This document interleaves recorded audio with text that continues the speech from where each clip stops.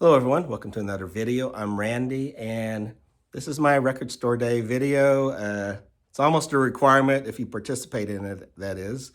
Uh, and I usually do. I mean, I don't go down and wait in line early in the morning. I go down around noontime when the lines died down and hopefully what I want is still left, which a lot of times it is because usually what I'm looking for is not what everyone else is looking for. And I did have a backup store that's a smaller store that used to participate. Unfortunately, she closed that I could always go and usually find what they didn't have at the main store I went to. Anyway, so this year I was disappointed as the main thing that I was looking for was the Warren Zevon three box set of the 3 records he did on the Giant label. Learning to Flinch, the live album, and then Mutineer and Mr. Bad Example. I do have them on CD. I would kind of like to. Warren Zevon's one of the artists I like to collect, and he's one of my favorites, so I was going to do that. They also had the Hindu Love Gods with him and members of REM. I have that on CD, but they still had that at the record store, but I just didn't excite me enough to want to get it on vinyl as well. But let's see what I got though. For not having what exactly I wanted, I still did spend quite a bit. And so the first record store I went to is one called Mill Street Records here in Kansas City. And I picked up, this is probably the second biggest thing I wanted to get, and that's the Soul Slabs album from Coal Mine Records. This has just great funk, soul. Let's see what the label says. It says 22 cuts from this Midwest mainstay ranging a spectrum of contemporary soulful sounds, funk, R&B, sweet soul, Afrobeat, and heavy instros. But yeah, instrumentals, I guess. But yeah, it's got some good stuff on this 2 LP set, this red label. A couple artists I was familiar with, Kelly Finnegan and Duran Jones and the Indications. But yeah, but usually I got some great stuff from Coal Mine. I didn't study the list real carefully, and so I got this Nick Lowe, Not Indoor Safari limited edition.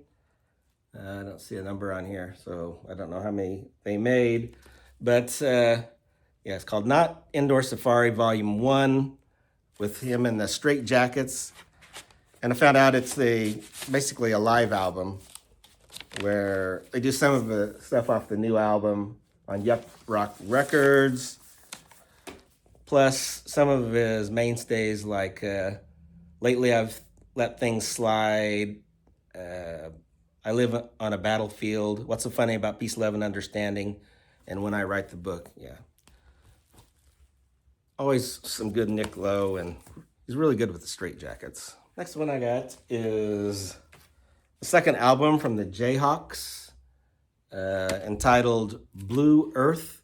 I think this is the first time this has been issued on vinyl since it was issued in 1986. Also comes with a 7-inch.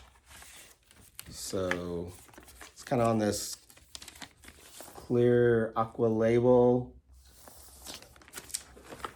And there's a 7-inch single in here for 2 Minute Pop Song and Nightshade. And on the other side is Martin Song and Fingernail Moon. Also on that kind of aqua vinyl. But yeah, Jayhawks, just, I guess you'd call them indie rock or Americana. Just a wonderful album. I've got a couple of theirs on CD, but I didn't actually have this on any form. So happy to get that. And another artist, you got Alison Moyet, who was in the group Yaz, or if you're from the UK, the group Yazoo. This is her album Home Time, which I didn't have. I have a couple of hers on CD, but I kind of quit on her. But this has supposedly got really good reviews for this album.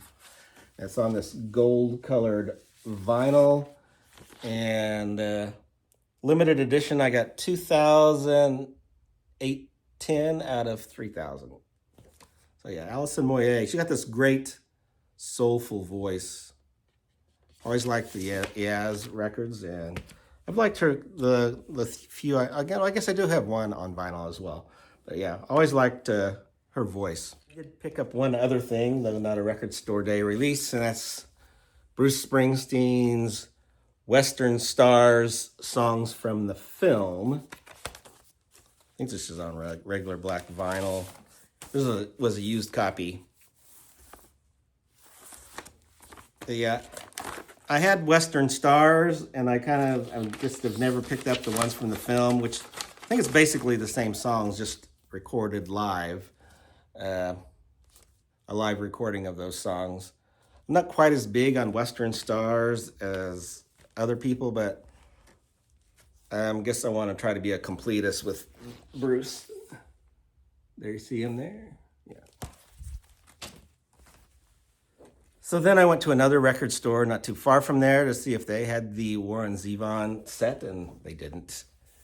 But I ended up getting the Scram Parker and the Figs album, The Last Rock and Roll Tour. I think this was recorded in 90 or 97. That sound right? I don't know. See if I can find out on here. I guess maybe 97 is correct. But it's on this kind of pink vinyl, 2-record set.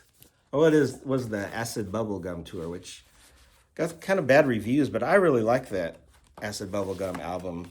But they say this is a pretty rocking concert with him. Turn It Into Hate was off that album.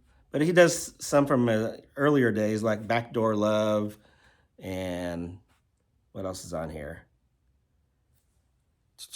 Don't Get Excited. Yeah, he does some early stuff too, but a lot of it is off the Acid Bubblegum album.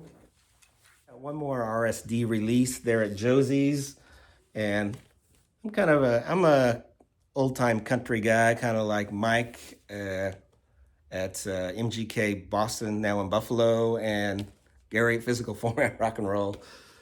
But I got this one from Start Time Records, Heartache in Your Hand, which a bunch of artists that I don't really know, but I guess they're kind of Texas artists, and this is kind of supposed to be a well-known label, Start Time. So got some good old-fashioned type country here. And I always do kind of feel obligated to buy another record in the store that's not an RSD release. So at the Josie's, I end up getting Al Stewart's Time Passages. I don't have this one. I know the song Time Passages, and I've always liked that tune. And on the Arista label. Which also has, what's the other song that's on here?